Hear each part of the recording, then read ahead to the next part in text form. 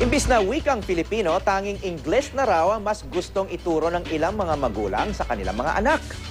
Tingin kasi nila mas madaling makapasok sa trabaho kapag mas bihasa mag-Ingles. Ngayong buwan ng wika, alamin natin kung napapanahon ba na Ingles na ang unang ituro o Filipino pa rin ba ang dapat aralin ng ating mga anak sa report na ito.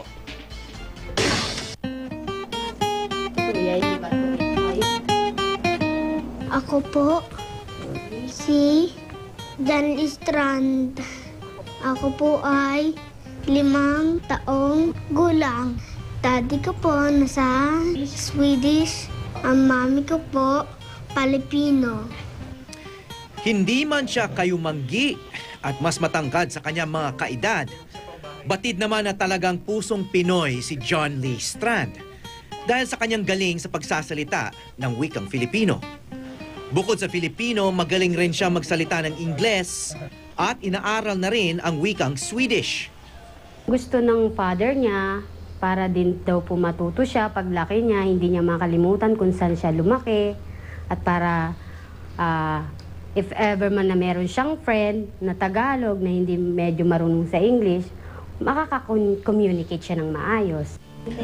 Polyglot ang tawag sa mga tulad ni John Lee na marunong magsalita ng 3 o higit pang lingwahe. Ayon sa mga eksperto, mas madaling matuto ng bagong wika ang mga bata. Lumalabas din na bumibilis ang pagkatuto ng bagong wika kapag may alam ng 2 o higit pang wika ang isang tao. Ang pinakatanyag na Pilipinong polyglot ay walang iba kundi si Jose Rizal. 22 wika ang kaya niyang bigkasin. Ang wika ay naglalaman ng mga kahulugan at mga pagpapakahulugan. Ang wika ay hindi simpleng salita.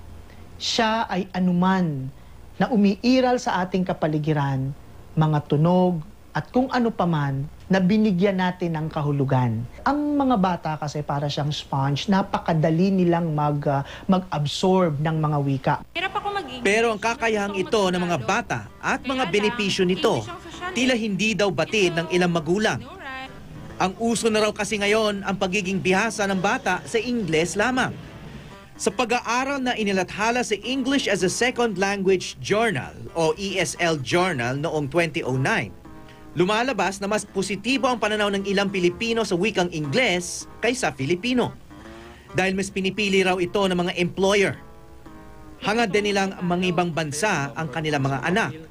Lumalabas naman sa hiwalay na pag-aaral na inilathala rin ng ESL Journal na hanggang sa bahay lamang ang paggamit ng wikang Filipino. Pero Ingles na ang ginagamit ng iba oras na nasa eskwelahan o kung may formal na pulong. Nais kong lang linawin na hindi porke nag-i-English ka ay hindi ka na makabayan o hindi ka nagmamahal sa bayan. Yung husga ay makikita natin sa pamamagitan ng kanilang ikinikilos at ipinagpapahalaga. Kung ang ilan, Ingles ang inaaral, ang purong Pinoy naman na si Art gustong matuto ng Filipino. Dahil lumaki siya sa Amerika, hindi siya gaanong natuto nito.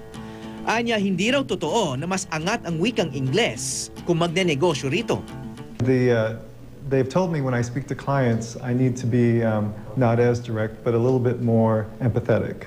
So one of the things they've taught me is to say, sorry, we can't do that. So I'd say, pasensya ma'am, hindi pwede yan. Because just you need to remember where your roots are. Nakakabit kay Rizal ang ideya na kasuklam-suklam ang hindi marunong magmahal sa sariling wika. Sa dami ng kanyang alam, malinaw na hindi niya hinangad na tanging Filipino lang ang dapat nating matutunan. Ngunit ang pagiging isang global citizen katulad niya ay nagsisimula sa matatag na pagkakakilanlan.